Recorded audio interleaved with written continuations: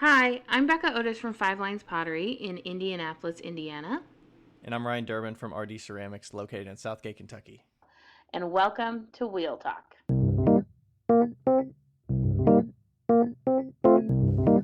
Hey guys, we've loved answering all of your questions so far. If you'd like to hear your question on the podcast, please send them to us on Instagram at Wheel Talk Podcast or by email to wheeltalkpodcast@gmail.com. Thanks. Love. I don't want to do it too loud because then I'll screw people's ears over. Yeah. Hi, Ryan. Hi, Becca. We're live. We are. Good to see you. You too. You're in a different room. Tell us where you are. I am. I'm in my parents' bonus room in Louisville because we are going on vacation to Kansas City tomorrow. That is so exciting. Kansas City is a really cool city. When you went to the Danny Meisinger, is that in Kansas City or where was that? No, it's a little bit outside. It's probably like 20 minutes down. South of Kansas City? I mean, you're basically in Kansas City if you're 20 minutes away. That's not far at all. Yeah. Hey, do you want me to send you that restaurant that me and Bear went to? Ooh, yeah. Send it over. It was so fucking good. And honestly, it wasn't that expensive. It could be. What cuisine is it? Very Asian fusion, vegan, but he did a lot of healthy meals, like Asian fusion plus burgers and stuff. But they had these spare ribs because this is what Bear told me. He wanted to have ribs on the menu, but he's like, we're gonna be in Kansas City. Yeah, I would think you would go to a barbecue place for ribs, not a Asian fusion place for ribs. Exactly. It's not Asian fusion, but I think their menu changes, but I felt a lot of Asian inspiration. Anyway, Okay. So he was like, I'm going to do spare ribs. And so he did oh my God, it was the best Thai-inspired spare rib. It was so fucking good. It was Ooh. the best rib I have ever had in my life. And it had these little crunchy bits on it and cilantro. It was... Oh. It was dreams are made of those ribs. That sounds like a spiced up appetizer kind of ribs with some extra stuff sprinkled on it. And yes, and they weren't super sloppy. They were so fucking good. I was trying to scoop up all the extra crumbles off the plate without looking like a total fatso. I was like, oh. You're pulling up the thing it's in and licking it. Yeah. Yeah, so we're looking forward to that.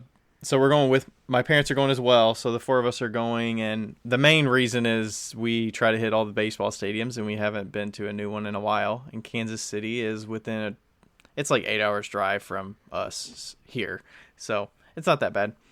So we'll be going for Thursday through Sunday. Get this. I literally did not know the name. Yes, I agree. I was listening. That's cool. Baseball.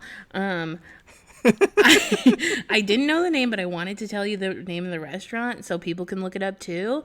And I literally typed in best restaurants in Kansas City, and it's 1, 2, 3, 4, 6 down on the Google search. 6th down. Okay, it's called Corvino Supper Club and Tasting Room. How do you spell that? Corvino. And they have live music, and you're gonna love it. All right. Saved. Yeah, so that's going to be our weekend. Yeah, it's right downtown, it looks like. Yeah, and you could go for a early dinner or whatever, and it's not super fancy. I felt like I went in jeans and I felt comfortable. But it's Nice. You can tell that they're a bunch of rich ass people. Too far from our Airbnb. Oh, nice. Maybe that'll be a Thursday evening when we get there dinner. Yeah. Since it's not that far away. Yeah, and they have live music and stuff. Cool. Yeah, so other than that, nothing else really happening today. Yeah. I had a show this weekend, so we'll talk about that later in the episode, because that'll kind of be part of what we talk about. But yeah, nothing really else going on. I've got my spoon rests that I finally committed to a date when I'm going to restock those next week. So This is gonna be Good. out well after that, but yeah, we'll put those live Thursday, June 24th. So we'll see how those sell. I'm a little bit worried. Anytime I put a restock up, I'm like worried that nothing's gonna sell, which is probably not uncommon for a lot of other makers. It's like nobody's gonna buy anything, but we'll see.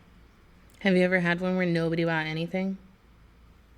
No, not nobody, but I mean, one of them was like you put bowls up and you put like 30 bowls up and like 5 sell.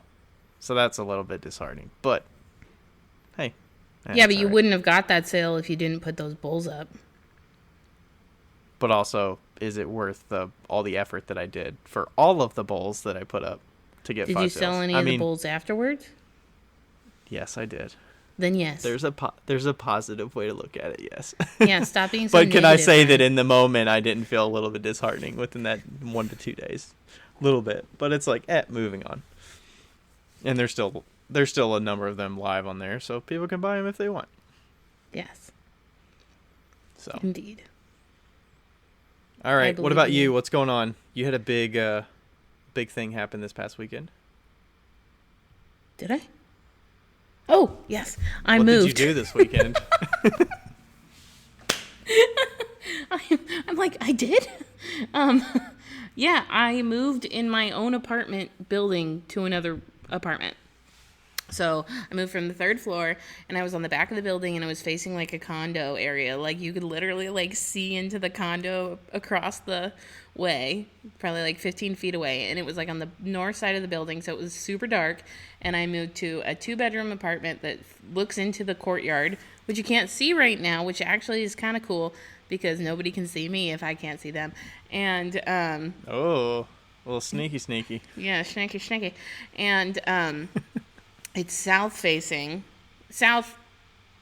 east facing, and so there's a lot of sun, especially in the morning, which is, I'm in a like significantly better mood this week. Yeah, it doesn't feel like you're in a fucking dungeon. That's good. Yeah, and I'm like, I guess you just never realize how much sun really impacts your life.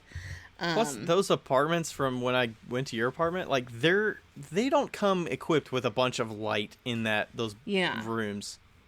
I'm like, where's the skylight or the ceiling light? Like, okay, there's like one, or some rooms just don't have any, so you have to provide lamps. Like, those are not gonna do enough.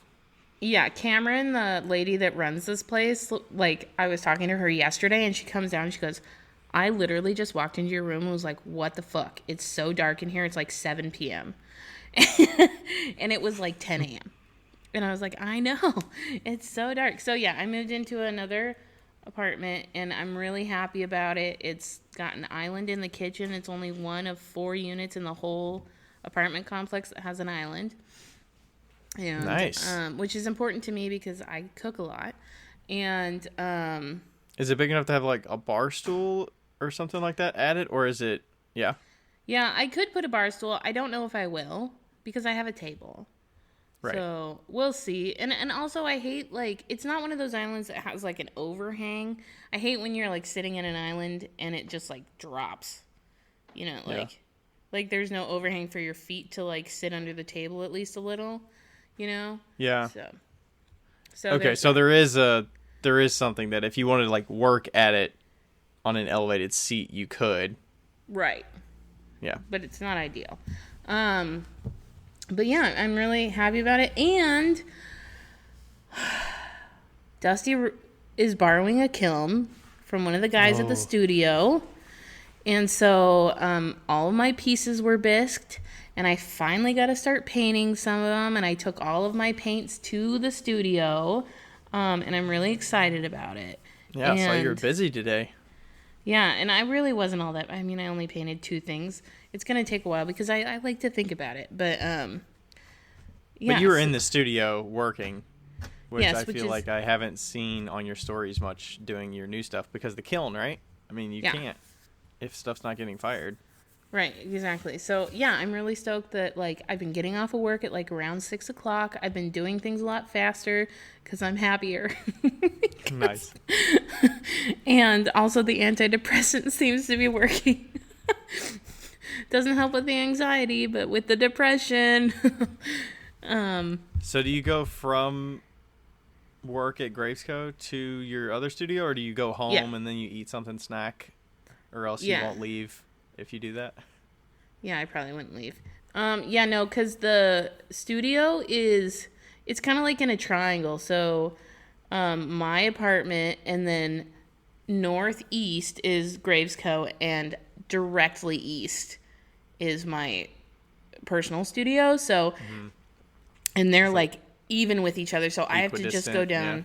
Yeah, I just have to go down one road from Gravesco to get to the studio, and then I go home. So I basically drive home in an L from Gravesco if I go to the studio. So, yeah. But there's like, I ate a Wendy's chicken hamburger, and it didn't affect me. Chicken hamburger? Chicken. I was like, what is that? A chicken sandwich? Yeah. I was like, is that a new thing? They have a chicken sandwich and a hamburger together, so it's called a chicken burger? Or they put chicken. They put a chicken patty on the top and a chicken patty on the bottom, and they sandwich it with a hamburger patty. It's a chick burger. So wait, is it, or did you just mix up what it is? No. I wouldn't put that past it. They'll probably have that sometime. Anyway, I've been eating no gluten for a while, and mostly because of my fibromyalgia. And since I feel so much better with the antidepressant, I tried a chicken pretzel bacon pub. That's what I had from Wendy's. Oh. And so good. And I felt fine the next day, so I'm really excited about that. So that's good. Yeah, so gluten might be back on the menu, not full time, but occasionally. Yeah. So that's I gotta imagine that's pretty challenging to avoid gluten. Yeah, I mean that's especially the biggest. if you're not making it. Yeah, that's the biggest thing. Is like I don't want to be a burden to people that I'm going out to like lunch with or dinner with.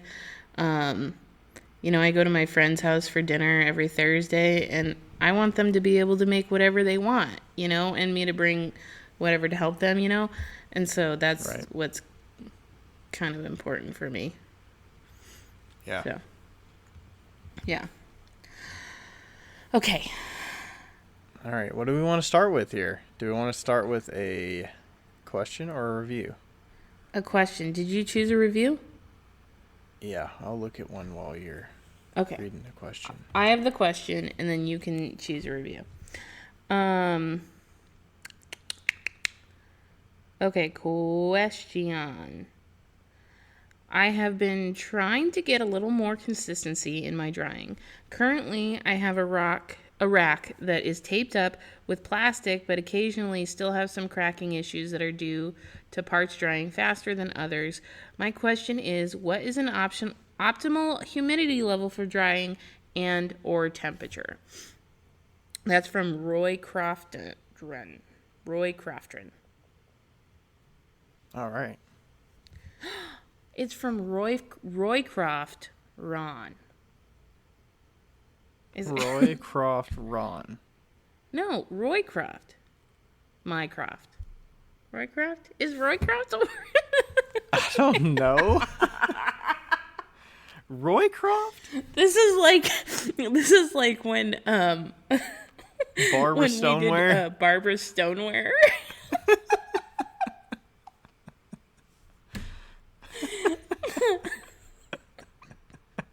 That's a solid name. Anyway. Barb S. Ware. Okay. Humidity levels and temperatures. So I would say something constant. I mean, right? You don't want the sun beaming through your windows and stuff and just heating up that part of your drying area during the morning, and then in the afternoon it's like 10 degrees cooler. I would think that fluctuation is going to cause your stuff to rapidly dry and stuff like that. I mean, I don't know about humidity levels though. I don't think it's necessarily humidity levels that you need to be worried about. Like, it depends on where you are in the country, obviously. Like, our humidity levels are like 80 right now in the boxes that we have. So you can get like a little tiny humidity reader that just, it's like really small. And I think you can get them on Amazon. They're super cheap. And you can just put them in your boxes and make sure that they're kind of like a consistent. And I think usually over like 70 is going to keep it pretty moist during the night, you know, like pretty damp.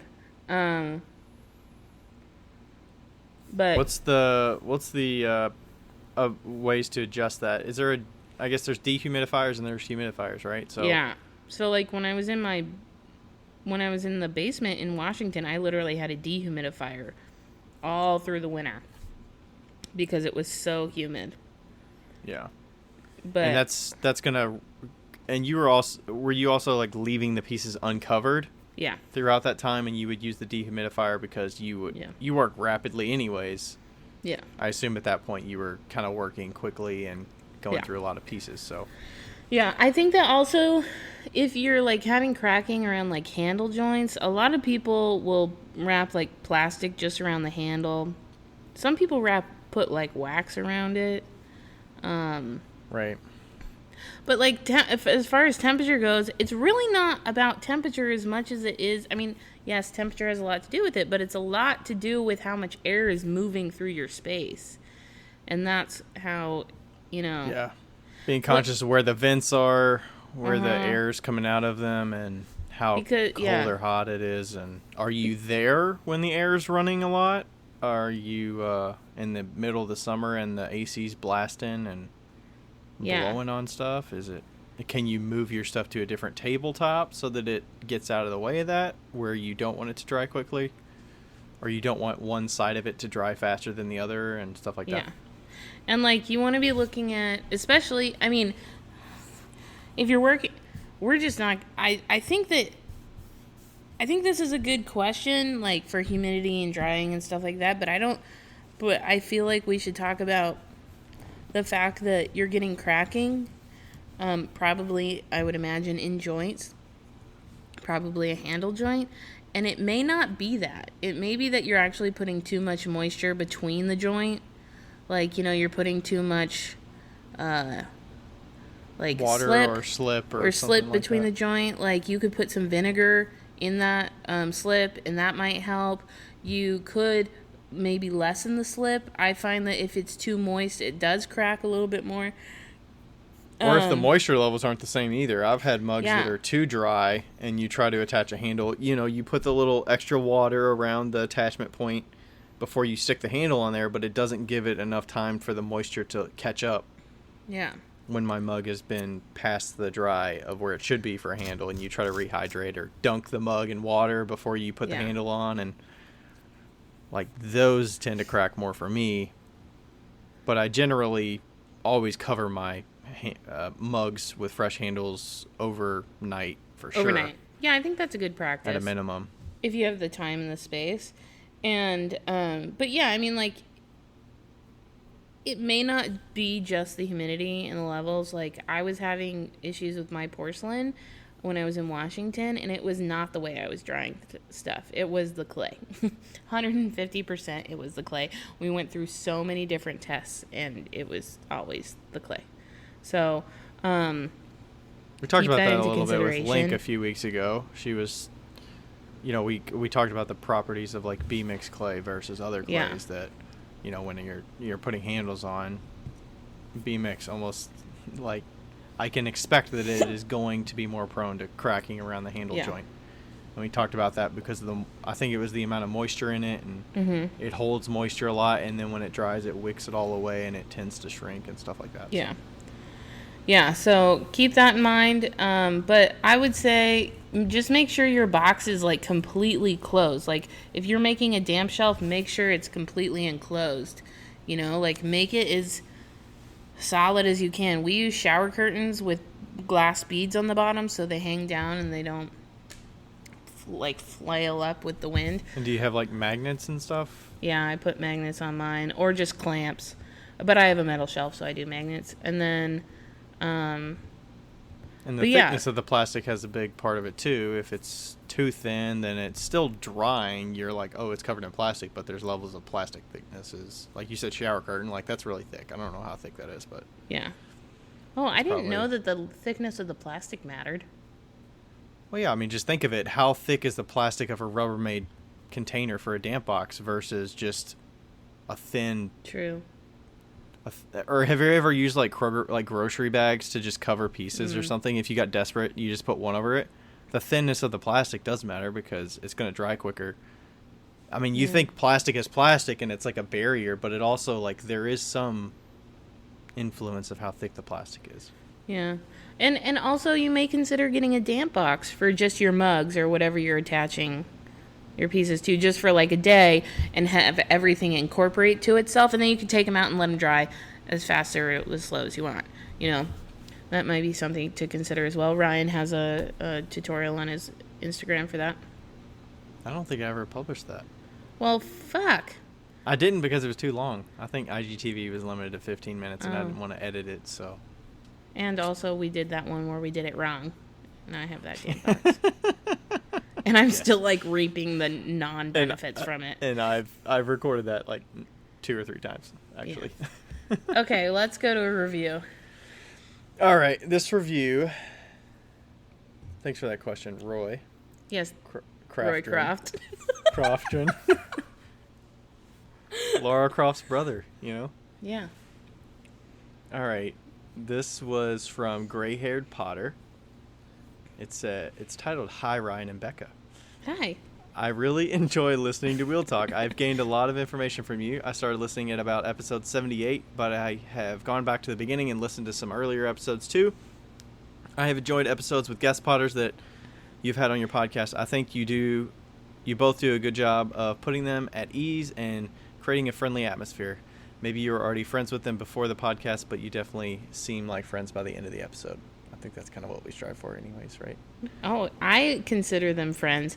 I remember when we had Leanne on there, I was like, finally, now I can, like, send her messages on Instagram, and she, like, has talked to me, and, like, I don't feel bad about it. Same with Kurt.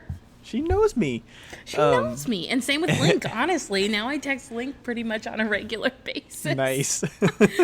All right, the rest of it says, I feel like Wheel Talk is a great resource for anyone interested in learning about making and selling pottery. I follow you both on Instagram. Becca, I hope you're enjoying your job. I'm awed by the bat after bat of identical pots that you throw. Ryan, you are working diligently to build your business. I wish you every success. Rachel must be a really patient wife because you are working some major long hours. I've had a kiln for a little more than a year, so I must say that your What Would You Do If segment about the top of the kiln collapsing was pretty hair-raising to consider. Anyway, keep up the great podcasting. I'm looking forward to episode number 90. So, can I just say on the Rachel is an extremely patient person, but Ryan is also a patient person. They both have their quirks. Like, Rachel always reorganizes the house, and Ryan's always in the studio. They have their things. You guys are both patient with each other in separate areas. how am I? When you say I'm patient, are you saying in relation to the long game patience? Is that what you're talking about? No, in relation to your wife painting the door yellow, or like painting the wall, like letting her bear me down over time and just becoming more okay with it. I'm gonna like call you one day and you're gonna be like, fuck. I mean, sometimes I'm like, really? Like, that's what happened? I'm like, all right. But then I'm like, oh, there's worse things. Like, is it really worth complaining about that? Yeah. You know. One time Rachel texted me and she goes, I will not be surprising Ryan with anything ever again. It did not go well.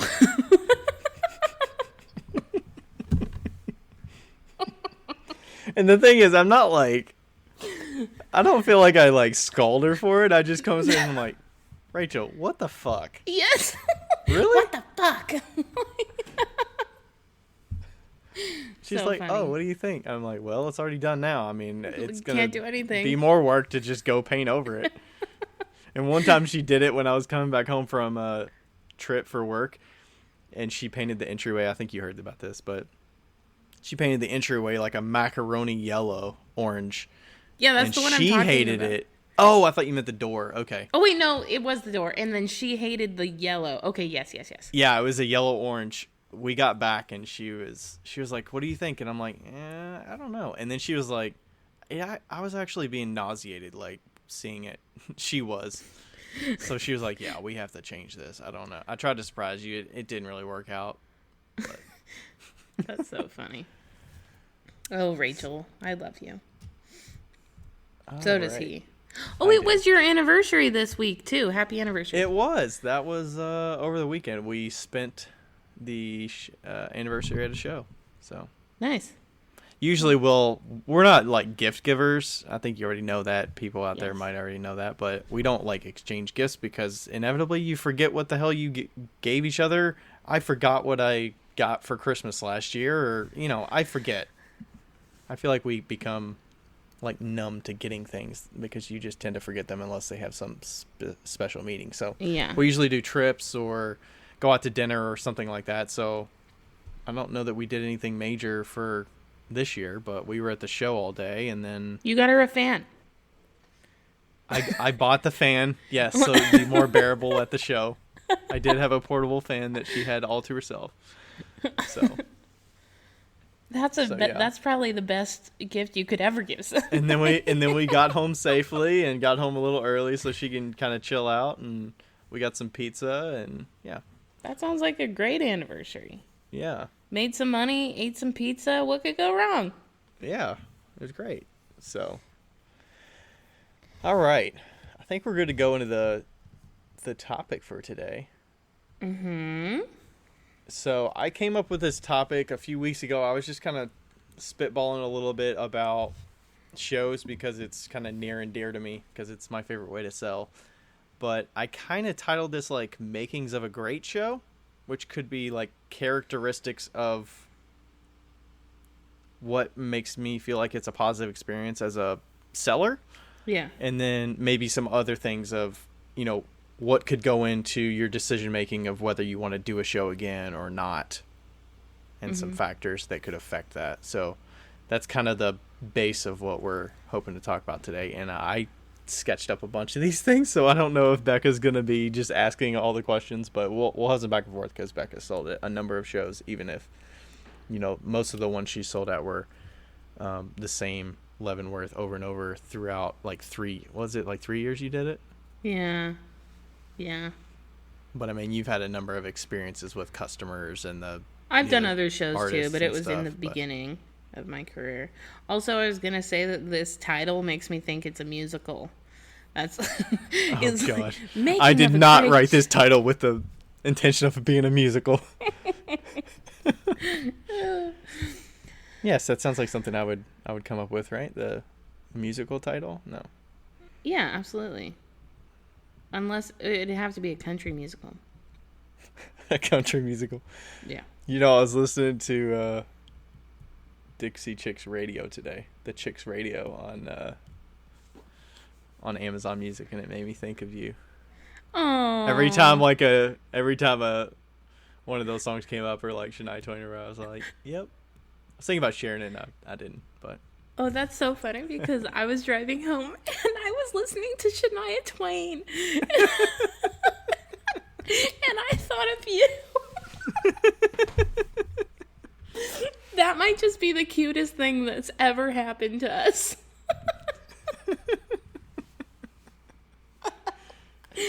Okay. Now we can continue. You're welcome for that, by the way, to everybody out there. You're welcome. That was great. We have the best bromance. I'm considering myself a bro in this situation.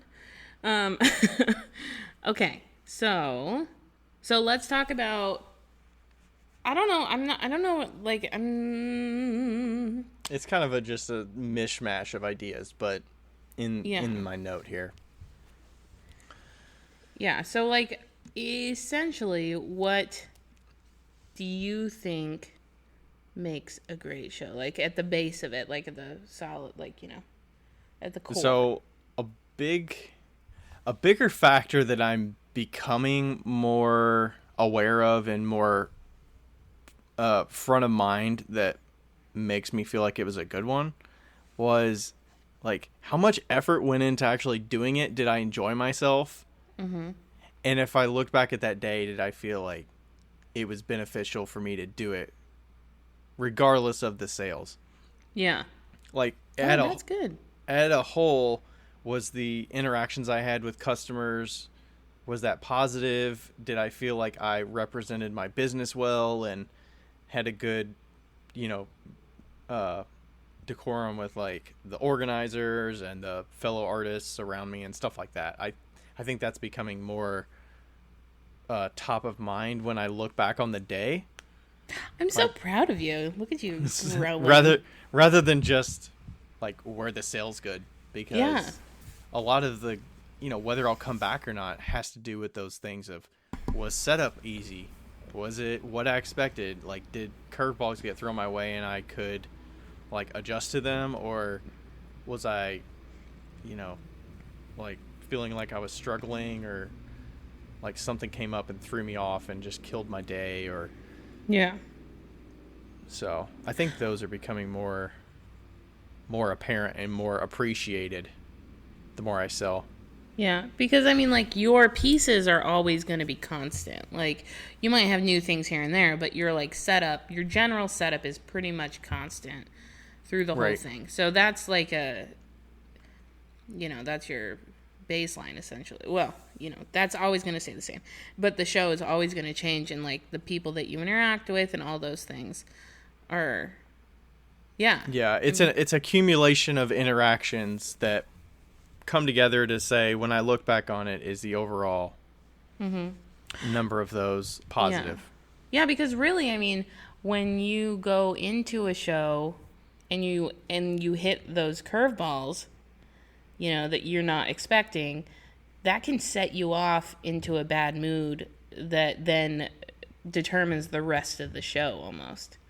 Right? Yeah. Like, it could be weather. It could be I forgot my tent weights. It could be my neighbor's kind of an asshole, or any number of things. Or I got up late, or something like that throws you off, that you can if you set up your booth a number of times and you know what's essential to get up if you're running late. For instance, if you really can't put 100% of your booth out in time for this show to start, you can set up 2 tables and be fine with it, because those are your bread and butter things, the things that are going to be more likely to sell. And this other table might be lower priority, that's like a nice to have. You don't really need all of that there. And it's also going to save you time and effort that will reduce the stress if you have to adjust on the fly. Yeah. Totally. Yeah.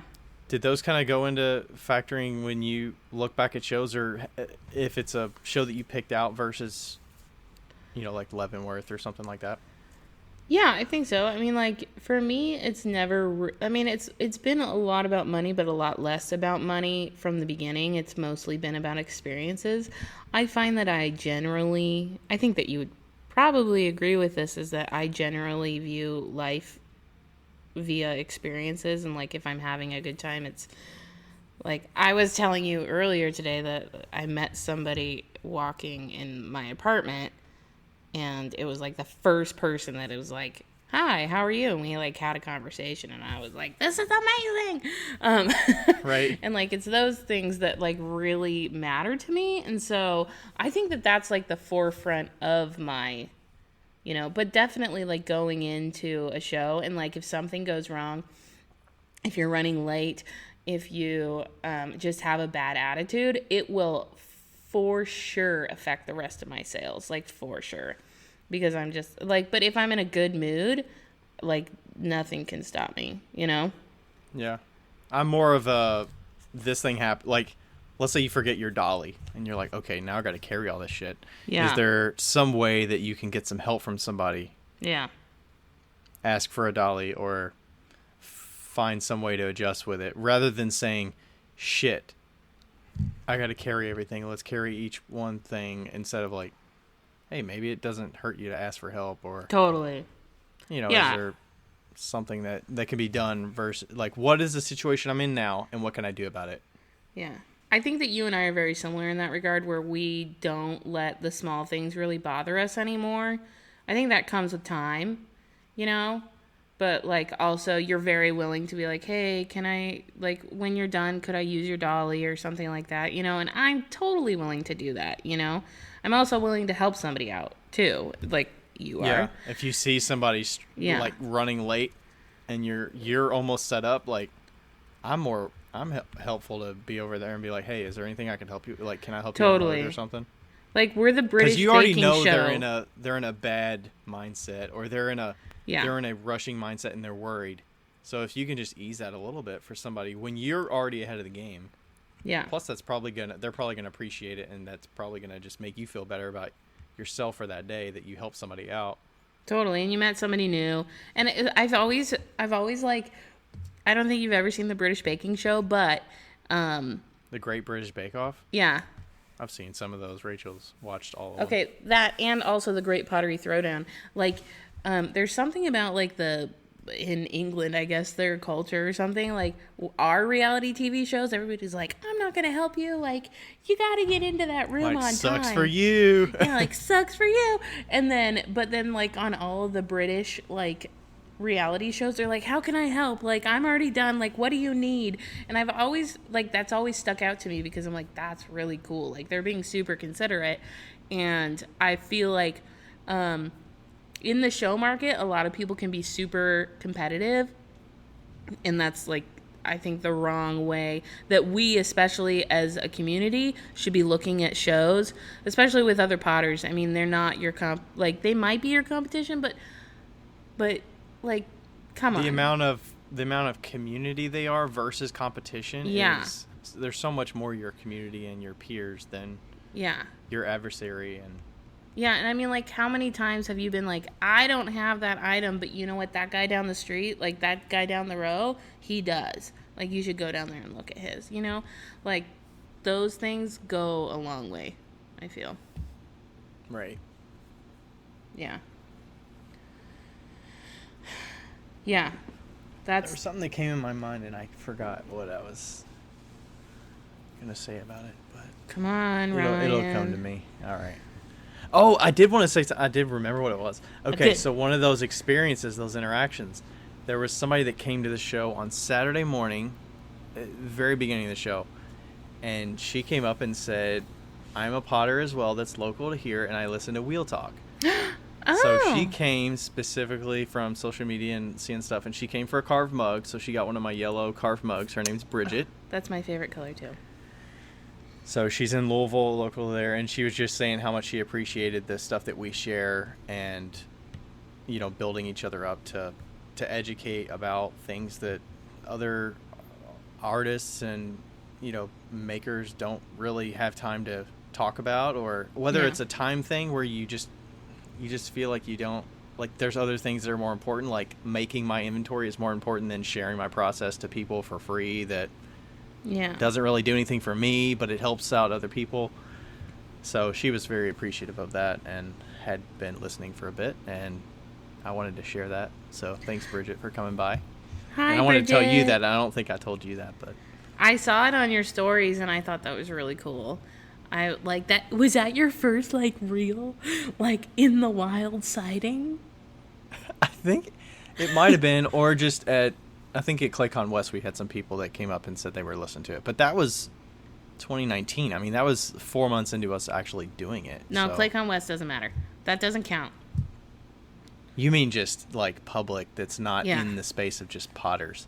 Yeah, like in the wild, like you're not there for anything specifically other than a show, and like somebody's walking by and they're like, "I know you from Wheel Talk." Like, that's fucking cool. I mean, she came just to see my booth and see me and that's get awesome. something. So yeah, that was nice. That was a good experience that I'll remember from that show. That I may not remember a bunch of the other things, but I will remember that. And look at that. And that, I feel like that's a really good segue to my next question about promotion and getting the name of the show out there, and like how you feel about how impactful advertisement is for like a show, like on your end and on the like the back end, the show's end. Yeah, I don't really know what all goes into the advertising of the shows from the organizer's perspective. The only thing that I can see is do I see the billboards or the news stations, and are they? I don't watch the news. I don't really drive around a lot, so I don't see a lot of that unless they share it on their social that, hey, check out this news station because we're on there talking about the show. Like, Yeah. I think the traditional media needs to be in there, but I think also like the social media advertising needs to be in there, showing that they're actively, drumming up interest and stuff about the show, so customers know. And people are on their phone so much that like throwing some money at Facebook advertising is beneficial. Yeah. And I didn't see any of that for this show that I did. Not to say that there wasn't any, but could there have been more? Yes. But I think it's also, are the organizers savvy with that, or do they have somebody on staff that can help with that?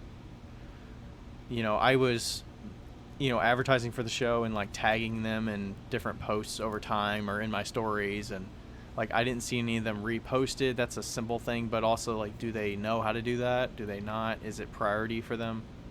Well, yeah, and But also like Instagram is like the long game. I feel like Facebook is more of the short game in that regards. Yeah, I mean, Facebook, you could just throw money at boosting the event, and right, and you can for a have like period an of time, actual event. Like, does it make sense to have an Instagram page for just one event that happens once a year? yeah, No, it doesn't. Yeah, I think they have theirs for a couple. They have a couple events that they host, but yeah, it's one of those short period of times that you put some effort into it to promote, the best of show last year and like some other artists coming up. It's a lot of work, right? So Yeah. it's like, where do you put your time and money toward? Yeah. But I think that falls back to what you can do is promoting it. So, what I typically do is, I know a lot of my Instagram following is not local to me, so I don't throw, 3 posts over, 3 weeks before the show, and like every week I'm promoting it, or all week before I'm promoting it, because I know that most of my audience is not going to be able to come because they're not local to me. So, but I do try to like tease it out in the stories. I let people know I have shows coming up in my, the week of, to say, hey, I'm packing for the show. It's this weekend. Here's the days. Here's the times. And I share some photos from the show when I'm getting set up and I'm taking photos. I feel like a lot of people forget to do that, or they don't post it. I know you're busy a lot, so I understand people not posting when they're at shows, but I try to at least give somebody that's viewing it that can't physically be there a taste of what it would be like at the show and what they could see and expect from me if they see me at a show. It's also so easy to do, honestly. Like, if you're too busy... No, you're not too busy. You're not too fucking busy to take a fucking picture on your phone and just say, oh, I'm at the show this weekend. Come by and see us. Like, that is a 5-second thing that you can do, and it could earn you a follower from Wheel Talk coming to your show. Like... There you go. like, it's such an easy and free thing to do, and it's very effective. And definitely, I would encourage you to take pictures while you're at the show, because I feel like the tables of work always look really nice. Yeah. And they do good on social media when you share them, because I Yeah, usually for sure. get a good impact of people that like those photos where you have a table full of work and they can see the assortment, they can see all the colors together, and it's kind of pleasing for the eye. Because they can't physically be there in person, but they can get a gist of. Plus, the sunlight's usually really good on them, and I do like post, like regular posts while I'm there, just for kind of documenting that I was there, and then anybody that's local that forgets, they could stop by. So, but yeah, it's up to you to promote it, because don't entirely rely on the. It's not entirely the host's responsibility and organizers to do all the promotion for you. You still have to understand where your customer base is. Do you have people in that area? Do you not? And that should factor in with like what you expect for the show and what you don't expect.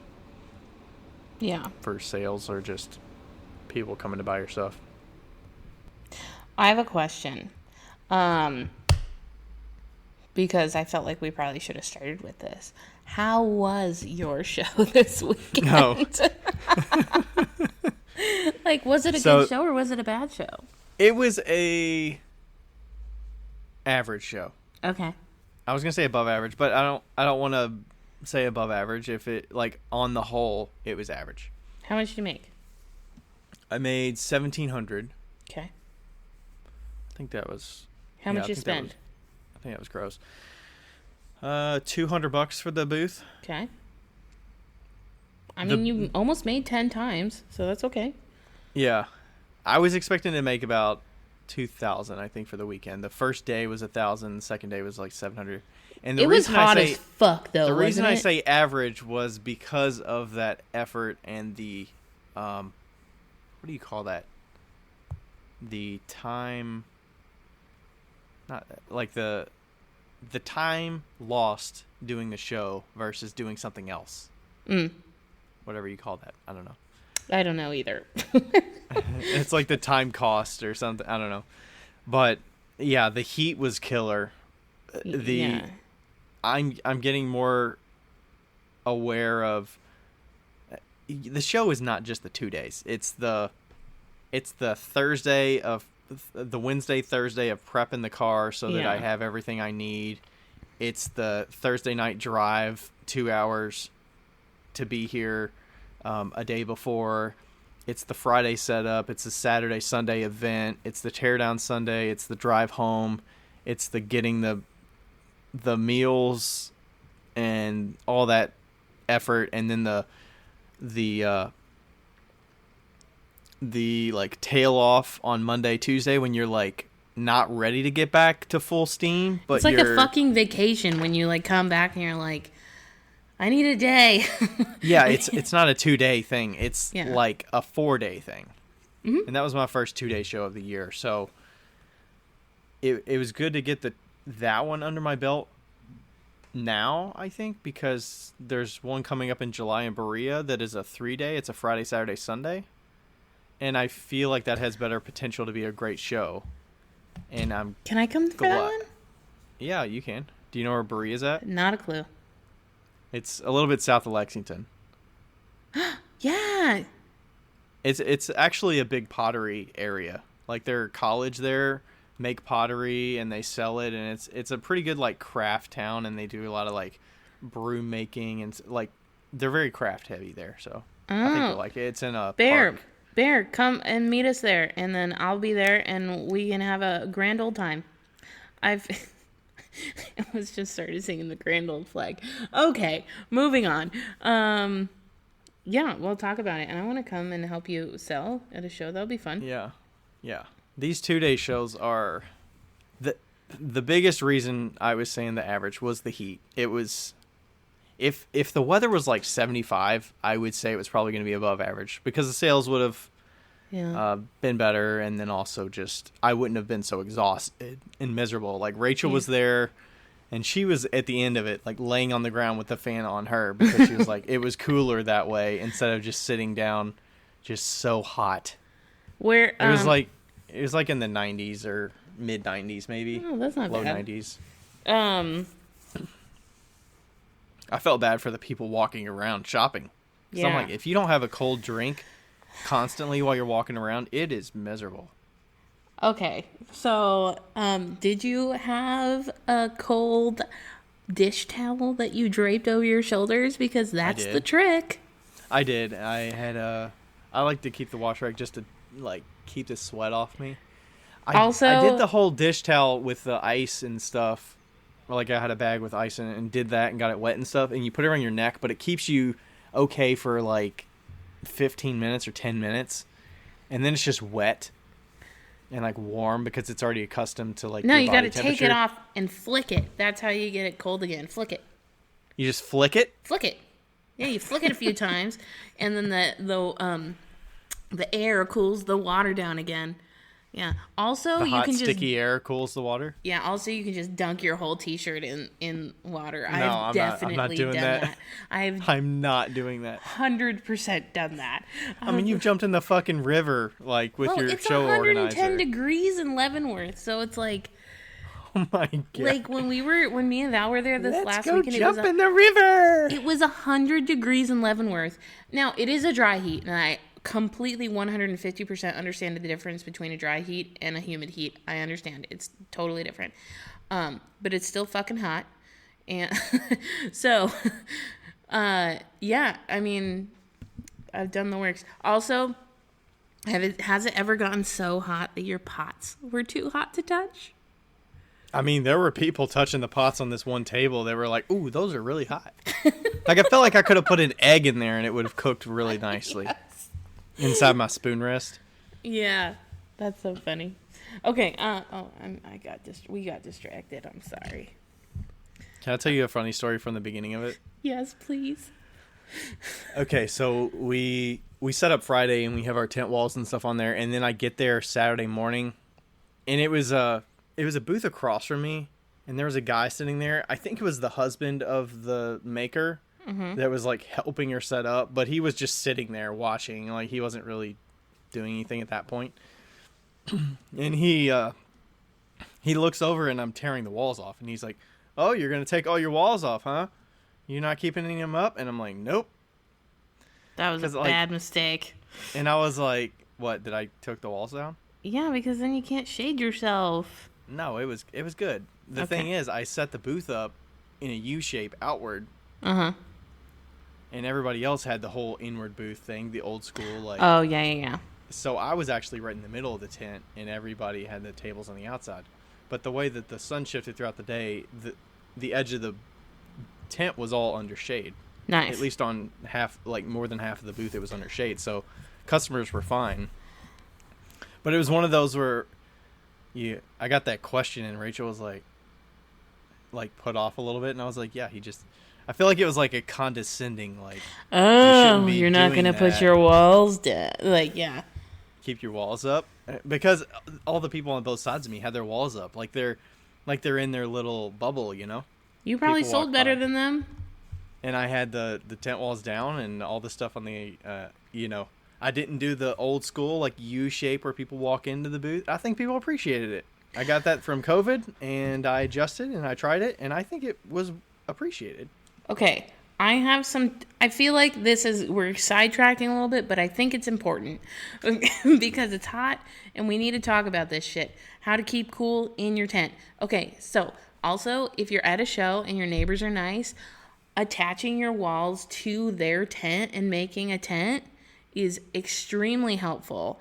If you mean when they're with your side-by-side neighbors or the ones behind you?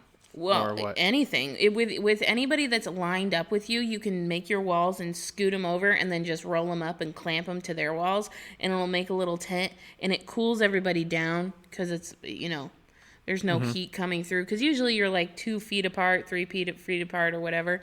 If you're butt to butt, then it doesn't matter. But we were still about 5 feet apart to this time.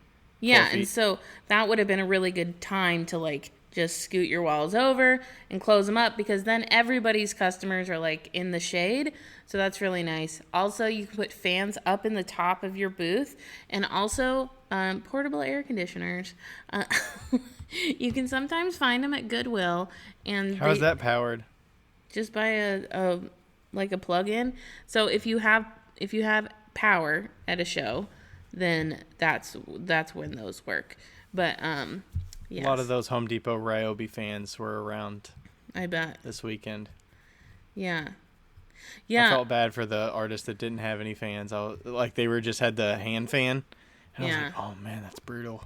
Also, I always carried an umbrella and put an umbrella on my chair. Yeah, there were some of those around. Super nice. Yeah, it's just like so important. One time Yuri found one of those portable air conditioners. It's like big ass portable air conditioner. He found it at Goodwill for $1.69.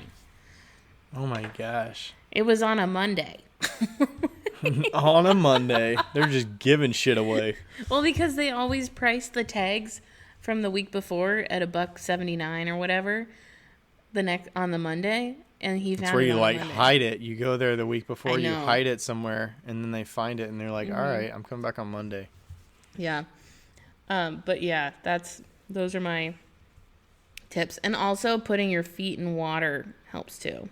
Oh, that's a good option. Yeah. I was wearing tennis shoes with socks, but I mean, I could see if you're wearing sandals or something, you could just keep yourself cool somehow. Yeah, put your feet in water. For sure. Does the tent wall thing, does that require their walls to be down as well? No, one of you has to like unroll one of your walls and just clip it up to the next. Okay. Yeah. I see that. Okay. But yeah, I mean, the tent walls are generally, 10 feet or so tall, or 8 feet tall. Mm-hmm. Not 10 feet, probably like 8 feet tall. Or so 8. Or 7? I don't know. But yeah, super handy for when. Yeah, that's a good idea. I hadn't thought about doing that, but Yeah. that's a good option. Yeah, especially if you have like a jeweler next to you that has like all metal, then nobody can touch their shit if it's like in the sun, you know? Yeah. What else? What else do we talk about? Well, in here you have some notes about like having enough inventory and like having the right stuff and Yeah, I've typically brought way too much stuff, and I regret bringing so much stuff. Like, this weekend especially,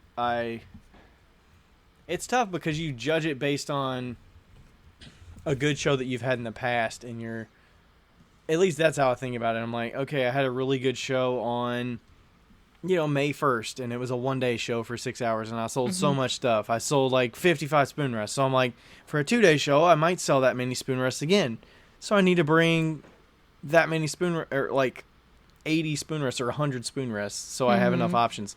I'm like, okay, I need a lot of options, so if somebody doesn't like something, then they can pick from one of the batch they do like.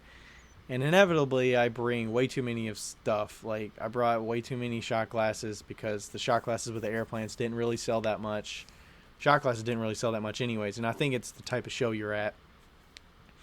And I brought way too many bowls, and those tend to take up a lot of space when you're storing them in the bins and stuff, and they're kind of heavy once you get them all in there. And the bowls are most likely to break for me if I'm traveling with stuff and they break. It's going to be bowls because they're nested inside each other, and I'm not really taking care of them that well. So plus they're the worst thing for me to pack. I hate putting them up at the end of the show. Like mugs and spoon rests and chocolate, like those are all fine, but the bowls suck. Oh, I wholeheartedly agree. I freaking hate bowls. So I need to just figure out, like, okay, it's fine to not have all the options. Leave stuff at home. It's not a big deal. And I probably would have actually left all of my carved mugs at home too. Yeah, but you wouldn't have sold that one to Bridget. I wouldn't have. And that was the most important sale of the day. I sold two of the carved mugs, and I just think it's an online sale. Oh, I agree. I think it's more conducive to online because the price point, people understand. Yeah. And they're coming from my Instagram and they're buying that. They understand what goes in the process, and the price is legitimized better than somebody that's coming by that doesn't already know my stuff. I agree. And the other mug that I sold with that was somebody else that I know. So that's like what Isaac said to me like a long time ago. He said that, hi Isaac, love you. He said that he can sell his wall mugs online, and he sells his regular shit in town. Yeah. It's one of those that is not going to be a spur of the moment, love it, gonna buy it for most people. Yeah. Not that you can't sell them, but is that real estate of all those mugs and that effort that went into transporting that whole bin of mugs worth bringing them? Like, I would probably in the future keep the black and white ones because they're a lower price. Plus they can intermix with my other mugs nicely, and I would just have one mug rack instead of two. So that's less inventory in the car, and then that's less work setting up too, so, and tearing down. Did you set up the carved mugs in rainbow again? Yeah, for Pride. They're slowly dwindling. I mean, it probably wasn't necessarily for Pride, but it's kind of fun that it's on Pride month. So yeah, it just happened to be.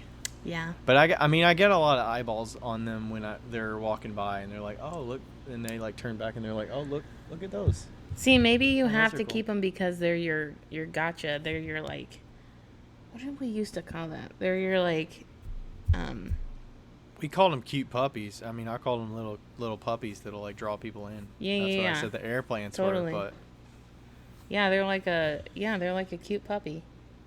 That's good. Or a kitten. you know, one thing that actually got a lot of attention was having the dog bowl out there with water in it. I know. I told you. The dog bowl is the key. Especially if people have dogs. I mean, the number of people that had dogs that bought stuff was probably very slim, but the number of comments I got of like, "Oh, thank you for having the dog water out. Yeah. That's nice." And then I even had neighbors that were like, "Oh, you got a dog? Hey, they've got a nice, beautiful bowl over here that they can drink from if you need some water." So like, I didn't even have to say anything. My neighbors were saying stuff. Totally. One time, I had this dog come up, and it was like so hot, and it was like the cutest dog. I think it was like some sort of labradoodle, and he stuck both of his paws and laid down on the ground and just stuck his head in the bowl. It was the cutest thing in the world. Anyway, moving on. That's great. Yeah. What do you think? What do you think would have to happen for you not to come back to a show? Okay, so this weekend show would probably be one that I will not do again. Mm-hmm. It was pretty far. Because, I mean, it's 2 hours. I get to stay at my parents', so it's not like crazy. But I've done the show a number of times. It's not the first time I've done it. So, you know, this was my very first show that I've ever done was at this show. Okay. And I did it a second time. And then the third year I took off, I didn't do it. And then last year was COVID and they canceled it. And then I tried it again this year. So I kind of tried it this year because the booth fee rolled over from 2020. Yeah. So I kind of was like, let's give it another try because there's probably not a lot of shows going on. And we're kind of getting back in the mix. So it was one of those kind of desperation shows that I added to the list just to see how it went. I think it has to do a lot with, like I was saying earlier, the effort and all that went into, like, was it worth all the effort? And that's going to be the main factor. If I would have brought 2 less bins of work and it was not so damn hot, not that I can control the heat. Like, you can't apply for a show with the intention of, right, is it going to be hot as hell? Unless but, I mean, it's in you can August. do that. Yeah, I mean, you can choose to do that. Like, I've avoided doing a week, the July 4th weekend show for, like, West Side Market because I know I've done it before, like, 3 years ago, or 2 years ago, and it was hot as hell, and I was like, I'm never doing this again. Because it's just brutal, and I'm like, nope, I'll put that in the back burner. I'm not going to do that one. So I am doing a show on July 3rd, but it's indoor. And it's like a pop-up. So I'm like, nope, I'm not doing that. I'm so excited to see, like, I've been hearing so many people that are like, fucking August is gonna be brutal. And I'm just like all the people around me are like, it's so hot right now, and it's like 85 degrees, 80 degrees, and I'm like, have my windows open, and I'm like, this is great. And then, and I mean, but it has been hot, don't get me wrong, but I'm like so curious and so excited to see what August is like, to see how miserable it is. Because as far as the winter went, it was not bad at all. So, like, the winters aren't that bad, though. Yeah. I mean, when you're used to like a bunch of snow and stuff, it's not that bad. But yeah, we'll see. I wrote a few notes on here. So obviously sales has a factor in there. Mm-hmm. I sold at the show last weekend, and it was a $65 or $75 tent for the day. It was one day. 10 to 3, and I sold like $1,100 worth. This weekend I sold $1,700. I had to drive to Louisville. I had to set up the night before, do the 2 days, tear down, and then drive home. So that was like a 4 or 5 day ordeal. On your anniversary. Yeah. So it was. Hi, Train. The ones that's a 1 day, the one last weekend, that was no biggie. That was or 2 weekends ago. That was a 2-day effort. That was a pack my car up because I already have everything ready. I don't need to like pack extra stuff and have enough. I just keep everything that's already packed and I just load it in my car. That's like a 2-day thing. And then I'm done for the day afterwards and get some dinner and chill out and like I'm good to go. I still have a Sunday to like recharge a little bit, but and then just the customer interactions and sales. Man, this train is very choo-choo-y today. Can we have an ADD moment for a second? Sure.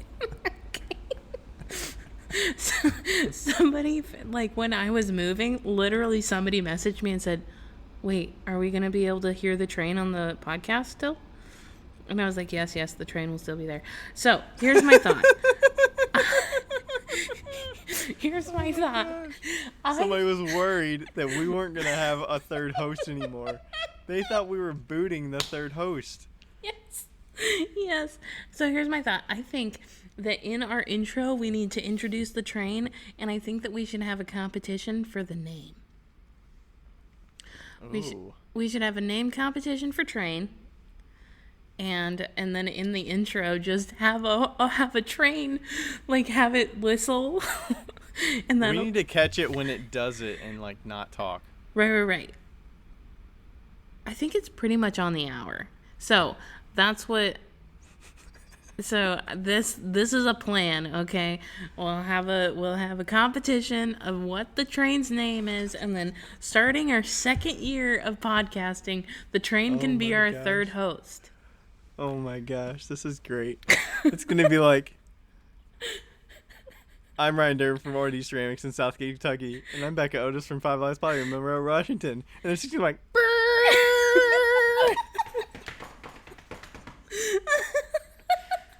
And welcome to Wheel Talk. I'm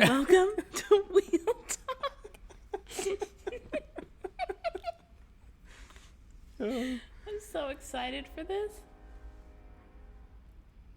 I agree.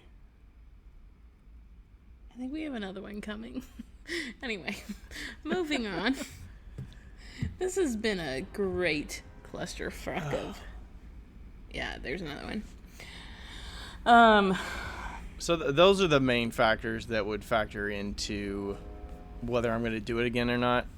Yeah. The sales do have a big weight on it, but it's mostly all the effort that went into it. Yeah. Leading up to, during, and then after. I think that it's really deceiving. Sales can be super deceiving, right? Because, like, you go to the show for 2 days or whatever, and okay, it's like this. I did a show in Washington, in Seattle, on Christmas Eve, the week before Christmas Eve. It was like 9-day show. It was fucking insane. So 9 days? 9 days. Oh my god. Horrible decision. That sounds terrible. It was a horrible decision. And it was like a certain amount of money. It was a lot of money. I think it was like $300. No, it was $450. And then they gave us money back because they told us that these booths would be a certain size. So we didn't bring a booth. They were like these buildings that were constructed. And then we had to share. Okay, so we had to share. So it was like this tiny ass booth that we had 2 people in. Thankfully, my booth mate was dope. And it was cold as fuck. Cold as fuck. It was like the coldest like winter. The ones I had in the Washington Park, but we had like buildings that were 10 by 10 buildings, and they had heaters inside that was like bearable. Yeah, but these were like 6 by 8. And so... And you had somebody in there with you. Yes. And that you might not have known, or you probably didn't know. I didn't know, but she's really cool, and thankfully she was awesome. But like, that's good. Yeah, and we literally had to sit on heating pads. That's how cold it was, and but so it was 9 days, and I think I only made like $3,000. Like it wasn't even that much, and. Like, you've made more than that on a 2-day show. And... on a 1-day show. On a 1-day show.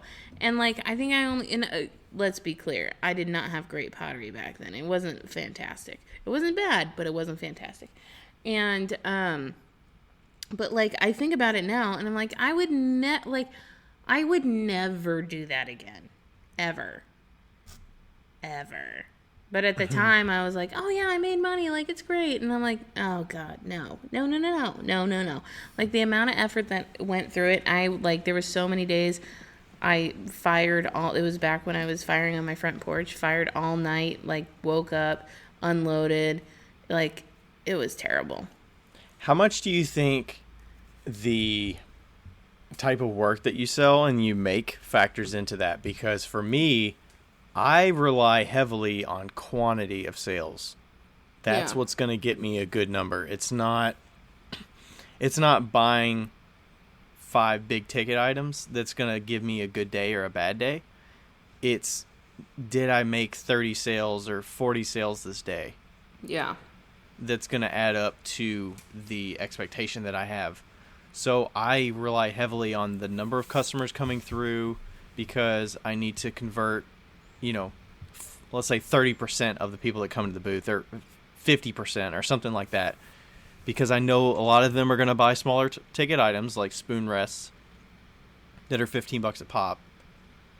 And that is a big part of it, versus people that are selling these huge yard sculptures that are, they only got to sell 2 of them to make it worth them coming for the weekend.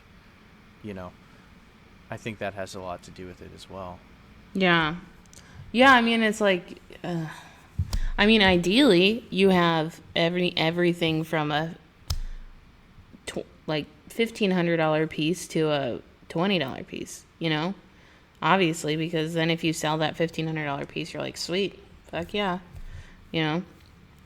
But yeah, I mean, it definitely matters. I think that the higher price items, those people tend to move towards those fine art shows that like the clientele knows what they're getting into when they go to it, Right.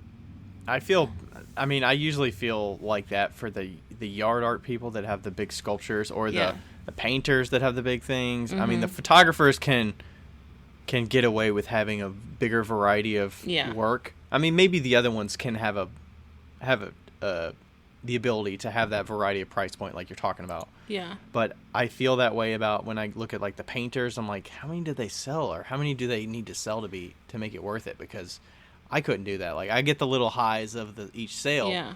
So that's kind of the way I work. But most painters have prints. Most painters have prints.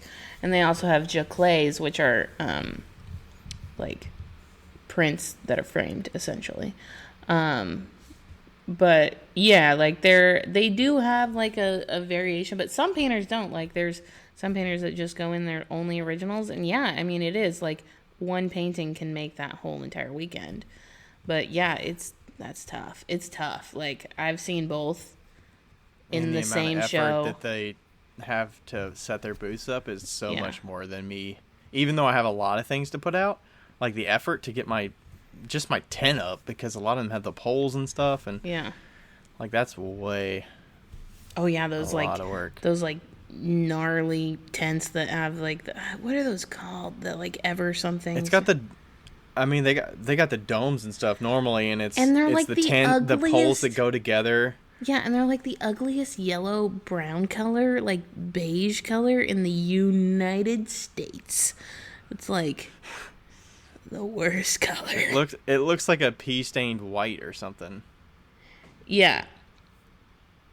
I think it's funny that those are like the tents that are like the ones at the higher price shows, but they look so shitty. Like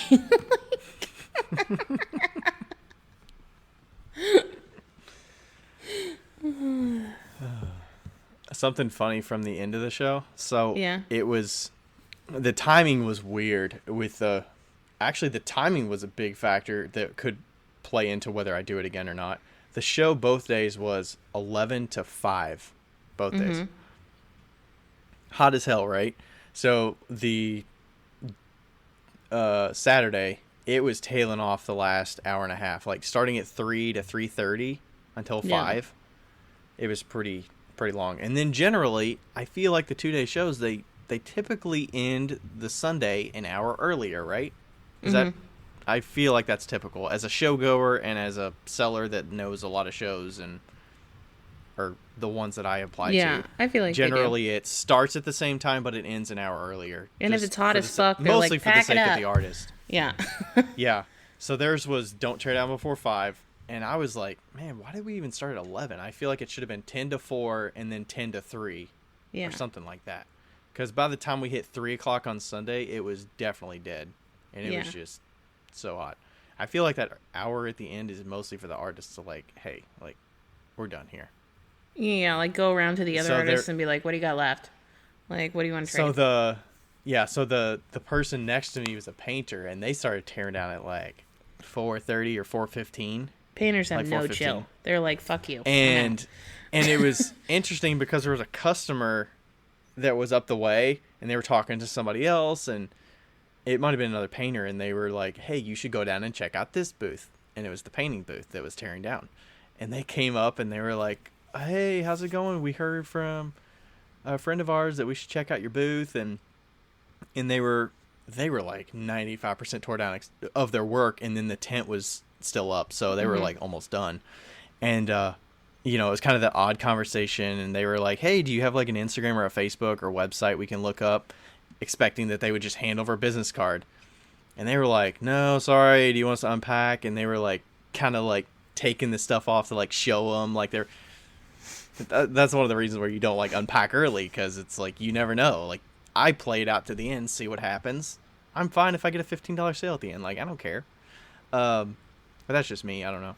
And then maybe it's just the personality of, if they had a bad weekend, they'll pack up 30 minutes early, and they, it could shoot themselves in the foot not getting a customer. And then they were like, oh, well, let me, I've got some pictures on my phone. Let me show you some pictures on my phone. And they were like not letting them get away kind of thing. And it was kind of interesting, but it was like, that's why you don't tear down early. In Leavenworth, especially when it's super fucking hot outside. God, I just thought of a story. Anyway, in Leavenworth, especially when it's like super fucking hot outside, we want to get the fuck out of there like as fast as possible. And you literally just put your headphones in. Like, some people put their front curtain down so that people are like, no, we don't want you here. And like, people will come back and like try to get sale and start, but they're like, sorry, we're closed. Like, nope. Right. But also, I was thinking about one time when it was so fucking hot in Leavenworth, and I was throwing that weekend, and basically the thing about me throwing out there is that I had to wash it up if I got anything on the cement. And every time that I'd have to wash up the concrete, I'd get like a 5-gallon bucket and fill it up with water, because there's like a thing that you can fill up with water. And I would pull it out there, and then I'd fill it all the way full and step in the bucket so it would overflow onto the concrete, and stand in the bucket and mop the concrete while I was standing in the bucket. You had to mop the concrete? You couldn't just pour it over and just let it disperse? Like, brush it and like get it, disperse it. But I once was doing it, and this lady took a picture of me because she thought it was so funny that I was standing in this bucket. I'm like, it's 150 degrees out here. Like, what do you expect me to do? I could see you doing that. Totally. You gotta do the things, At least you didn't like trip or something and you just fall over with the bucket. That's true. Oh, man. That's great. I feel like this episode's gonna be a little short. I don't know where we're at. I haven't even been looking. We're at 1 hour and 20 minutes. What are some other points I had in here about making it a good show? Well, you talk about those, and I'm going to go to the bathroom. Oh, I did want to talk about, let's see, pleasant experience. Yeah. Okay, talk your brains off. I'll be back. Go ahead. So I did want to talk about some things I noted in here about some potential issues that could come up and squashing them before they occur. And that could just be keeping a checklist of things you need to take with you. I mentioned earlier, do you have your tent weights? Like, do you have your bungee cords? Because if your tent weights are there, but you don't have bungee cords, you can't bungee it to the top. That does no good. Remember the roof of your tent, because I forgot that before. I brought a new tent and I forgot the roof. Hey, you need that because otherwise you have no shade. I always make sure, and I did this a couple days before, but make sure you know how much cash you have in your box. Do you have enough ones? Because I was making a bunch of change and a lot of my pieces could be bought with cash. This weekend I didn't really have a lot of cash payments, but make sure you have enough change because it could be stressful to not have enough. And then you're like, I don't have change for you. Can I just give you a bunch of coins? Or you got to ask them to use a card when they're not ready to and stuff like that. And, you know, if it is really hot, having a battery charger is good because your battery will drain on your phone quicker, or, you know, throw it into low power mode so it won't drain your battery as quick. That sucks when you're like ready to check out and your battery's getting really low, or you're like, am I going to last throughout the day? Yeah. And also with the battery charger, make sure your Square reader is charged if you're using something like that that's remote and it's not plugged up to your phone. It's not the swipe one that plugs into your phone. You know, making sure you have that charged is essential. I've had that and it's been down to like 2 bars before, and I'm like, oh shit, good thing I have a battery charger and good thing I have the cord to charge it while I'm here. Yeah. So, that's true. That's essential. And then one thing that I keep a lot of that I need to give people, well, not need to, but I like to have the little thank you card folded things that I give people that has all of my business info on. It's got the 2 pictures of my work, and then it's got, I'm hearing a lot of background noise. I don't know if it's me or your computer or something. I don't know. I can't hear you. You can't hear me? Wait, you just like went away. Are you okay? Yeah, the audio sounded very loud for some reason. Oh, it sounded really quiet over on this end. Oh, I don't know. So the thank you cards, I give those out that basically says, like, thanks for supporting Handmade. Here's how I make my work. And it's great to go with gifts if people are giving it to somebody else and they don't know how it's made and all that stuff. Or they want to be able to contact the seller. So it's basically my business card and then some. And I like to make sure I have enough printed off, cut out, folded up. So I have like 60 or 80 with me at the show.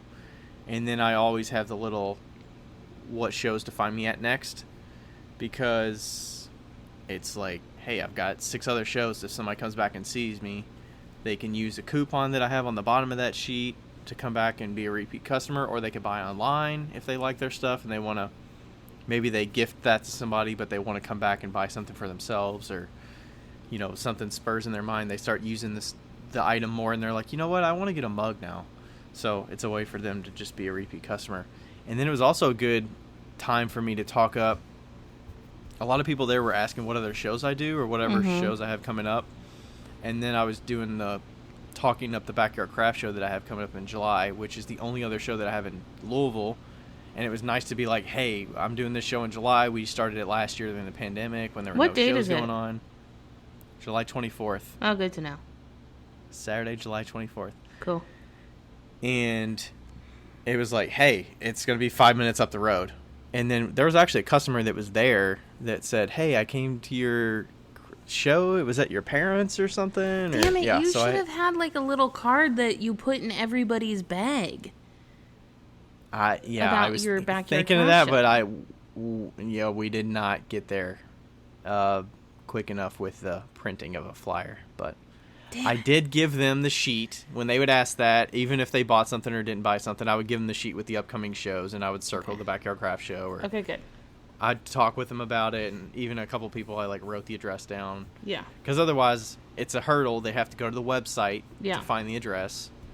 So first they get that sheet, and the sheet doesn't have my website on it. Yeah. It has all the info about my buying again in the upcoming shows, but it doesn't say RyanDurbanCeramics.com. So they have to find that, and then they also have to look at the events page and see the address and write it down and all that stuff. So yeah. Yeah. So make sure you have enough at a simple thing, have enough business cards, because people are going to ask and people are going to pick them up. I tend to actually not give out as many business cards and not have as many. They're out there on the table, but Yeah.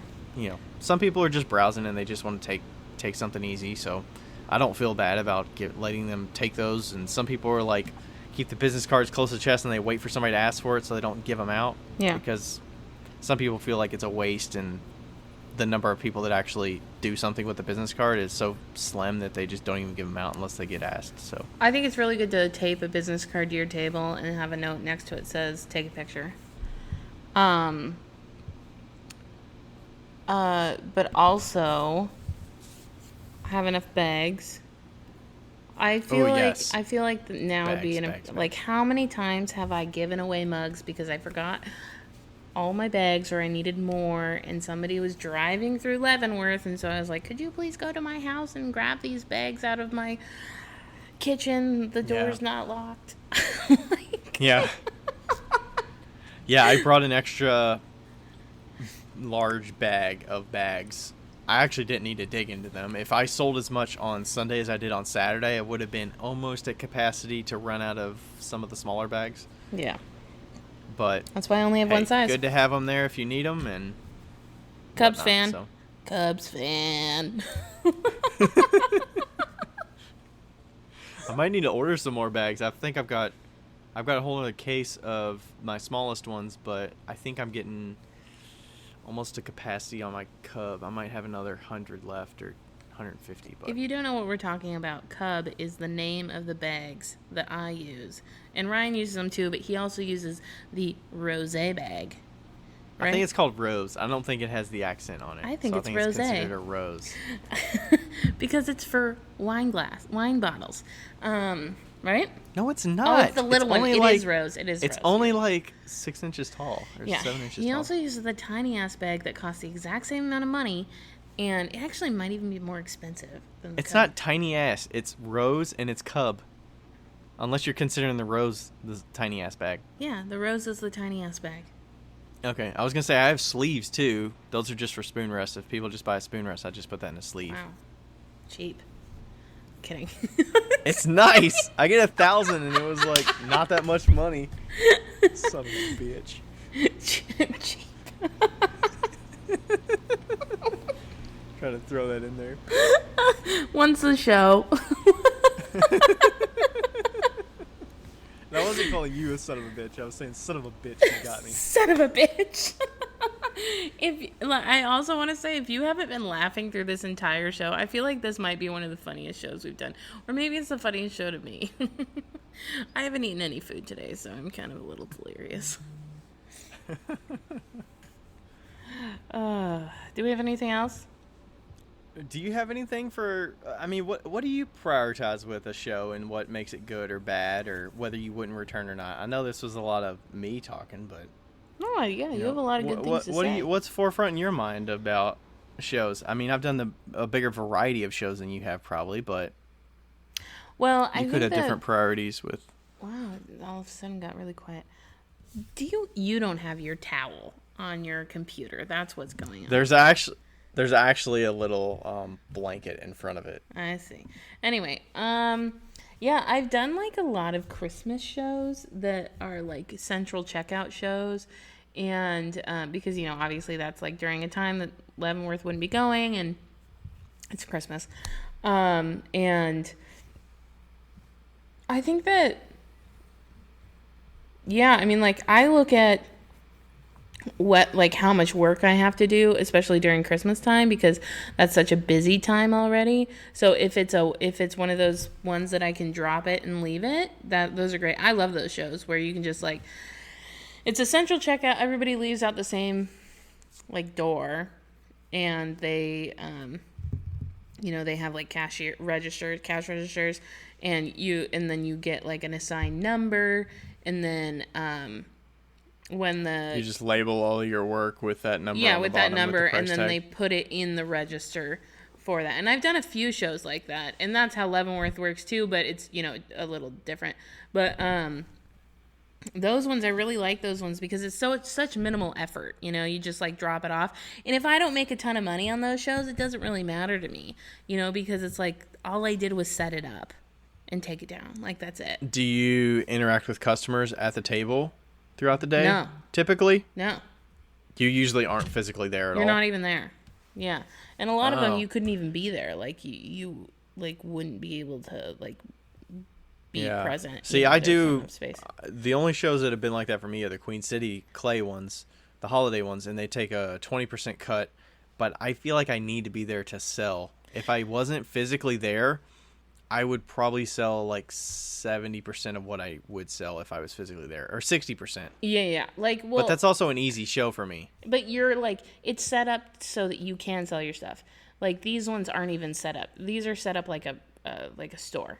Like, you just walk through and you pick things off. Like, they're not expecting anybody to be there. So sounds kind of like just a consignment situation that you just put your stuff in there. Yeah, it's like, it's basically a pop-up. Special event to bring people there. Yeah, so like those, I actually look for shows like that just because, or I used to, just because it's easy to just dump it. Like, you could even do 2 shows that weekend if you did it like that. Like, you can just dump your stuff, leave it there, and then go. Right. A lot of the times they make you work like one of the shifts, and that's like part of the deal. But that's not hard at all. What's the cut normally when you do those? 20. 20%. Or 21, 22, 23, somewhere in there. But yeah. I feel like those are generally worth it. That's not a bad percentage. I mean, like we said, it's kind of like a consignment situation. Pottery's hard, though. I feel like not all pottery, but like some pottery's hard in a Christmas setting because it may not vibe with the Christmas look.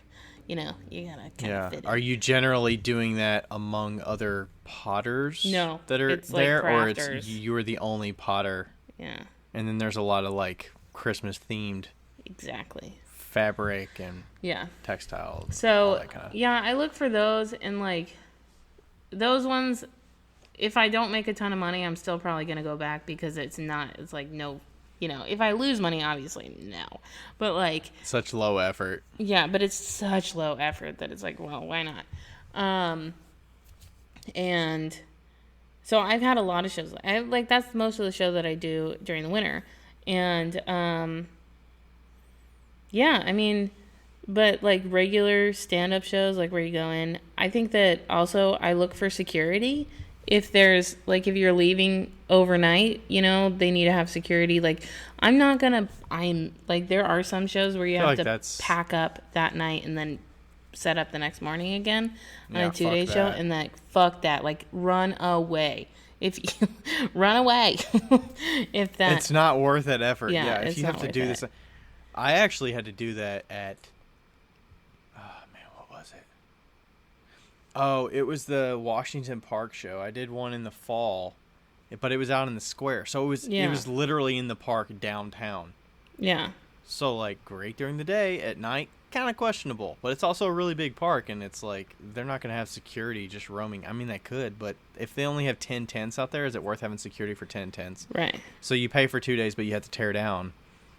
That's a lot. Set up. But, I mean, the sales ended up being... Actually, the sales were probably kind of comparable to this weekend, but it was Cincinnati, so it was like a 10-minute drive. Yeah. Like there, it's like, okay, it might have been 2,000 or a little more than 2,000, but like I would say I had a smaller setup that was a little bit easier, but I did have to tear down and set back up, so that is definitely a factor. Can we also talk about, before we kind of like go, because I feel like a lot of people are going to be listening to this and being like, small town. I'm thinking specifically of a few people right now, like small town, just like what I was in.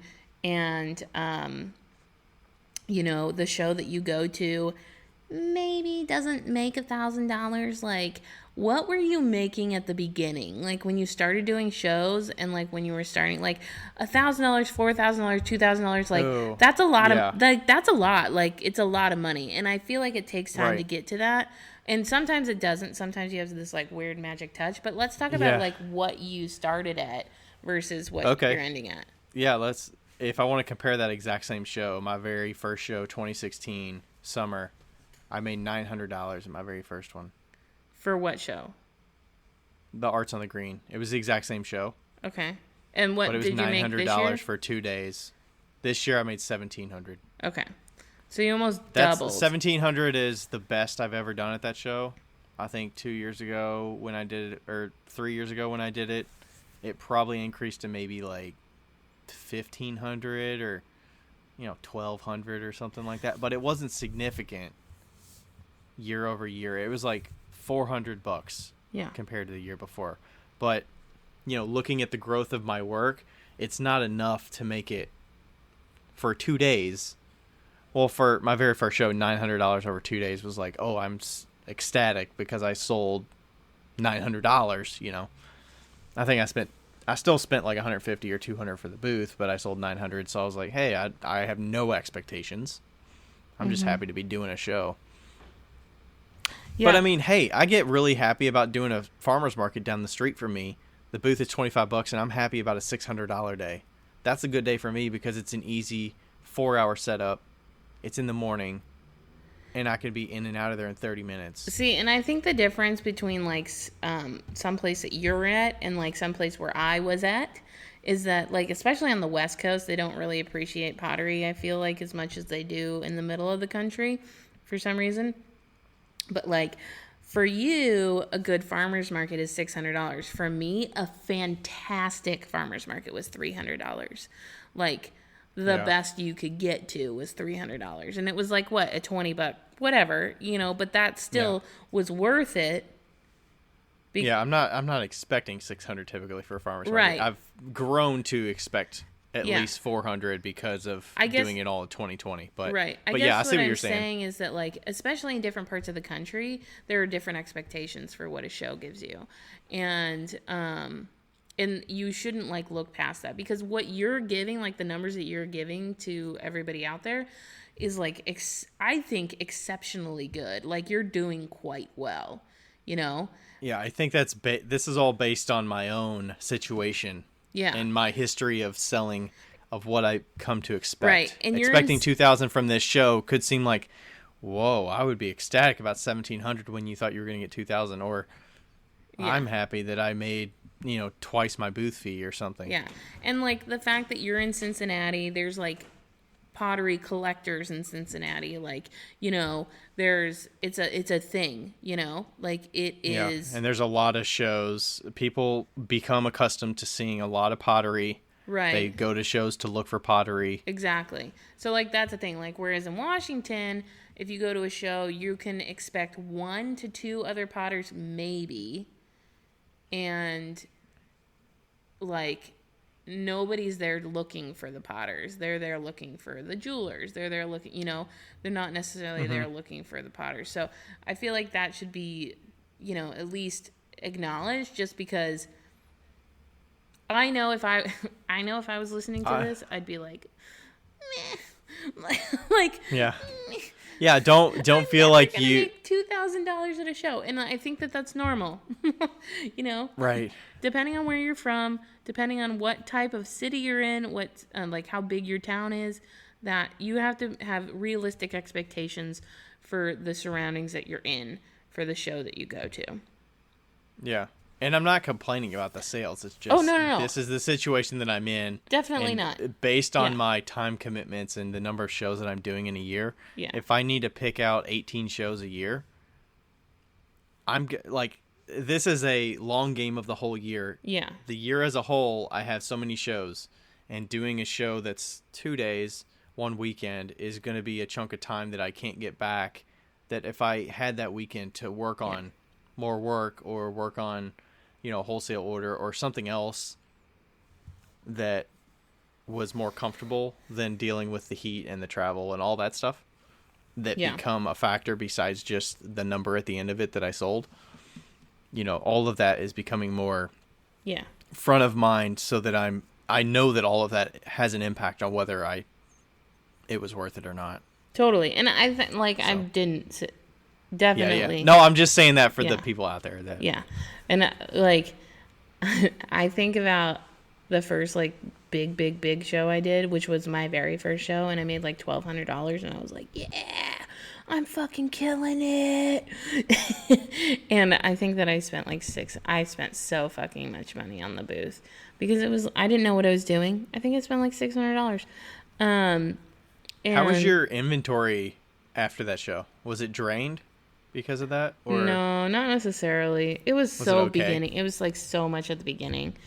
It was. I'm just thinking some people that do the shows and their inventory gets drained completely and they basically have to reset once they get home. Yeah. Yeah, I've you can't balance out those shows if you can't Yeah. keep the inventory up. I feel Well, like I mean, that's a that's- balance of the that's supply like- and demand of having Yeah. the right pricing and just because you did sell everything, if you're completely drained in inventory and you have to restart everything for a show that you have in 3 weeks or 2 weeks. Yeah. If you can only physically handle 3 shows a year because your inventory. Well, that's the what was. situation you're in. That's what I was doing at Leavenworth. I mean, I was selling enough that I'd have to go home and make a whole new batch of shit the next week, Yeah. and then I mean, it It's was just a like situation week you got to figure out rotation. whether you're comfortable with or not Yeah. and what you can handle. Yeah, for sure. Definitely. Ugh, fucking shows, man. Yeah. I need to be more comfortable about leaving stuff at home. Yeah, you do. It definitely shows by the time you unload your car and you keep all these bins of work underneath Or the you need to table, get and a it's bigger like, fucking car. Like, it's either or. yeah, I'm working on that. Yeah. Yeah, for sure. Okay. We're at an hour 40, and I think we should probably wrap it up. Yes. I'm All right. starving. Did we want to mention anything about the Patreon stuff? We mentioned it last episode. Oh, but yeah, I'm look gonna do out, that this Look out week. for that. We've got it coming. It's gonna be a work in progress a little bit, but Yeah. anybody that's willing to help us out, we appreciate it. And yes, Yeah, I'll set it up this week. I promise. Pinky promise. Put it on my notes. Pinky Promise. I heard something about Pinky Promise the other day, that the origin of that was like that if you broke it, you had to cut off your pinky. Does that sound right? Oh my god. That was like the origin of the whole Pinky Promise. I don't know how truthful it is, but that's what I heard. I believe it. That if you broke it, you had to cut your pinky off. I believe it. Yeah. All right, I will not be cutting your pinky off if you do not do it, but I'm looking it up. we'll see. Yeah, we'll get that out there. Look for it. I'm sure it'll be a big announcement, and we've got that best of coming soon. I feel bad about you having to edit that together, but it's going to be fucking hilarious by the time it's done. I know it's going to be. And it's going to be so long. It's going to be like 2 episodes, but I hope you all love it as much as we do. It's fun finding these little snippets of interactions, and I'm like, you almost wonder if, because it's the two of us talking, that I like feel like certain interactions are only Funnier. something that I caught Yeah. because of like that little moment, Yeah. versus, and you typically the ones that I cut out are things that you said, so it's like I'm kind of blinded to the things that I say that resonate with certain people. So some of them are, helpful, like not just funny stories, but it could Yeah. just be helpful tips that like were talked about that I think are beneficial for people to hear again. That it's like, hey, how many people have listened to every minute of our episodes that caught everything and remember certain things? Like, Crazy. they probably don't. So it's like, hey, a lot of these snippets will be funny and hopefully beneficial as well. Yeah. Okay, ready? Are you ready? The history behind the Pinky Promise? Let's hear it. We'll end with Was this. I right? Yeah, you were. It says one possible origin of this traditional promise in Japan, where it is known as yubakiri, meaning finger cut off. Supposedly, people in Japan believe that if you break a pinky promise, you have to cut off your pinky finger in return. Yes, creepy, isn't it? Some even say that this promise was created by the Japanese mafia. Wow.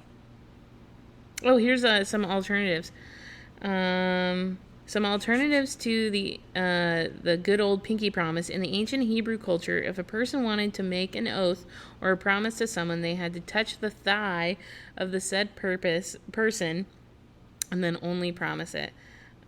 Writing an oath in blood touched the thigh, so like thigh to thigh, or Thigh to thigh. I don't know. you just had to touch their thigh. Yeah, I guess. That I seems think weird. the original Pinky Promise is that you like hook the pinkies and then you kiss your hand. Like that. Okay.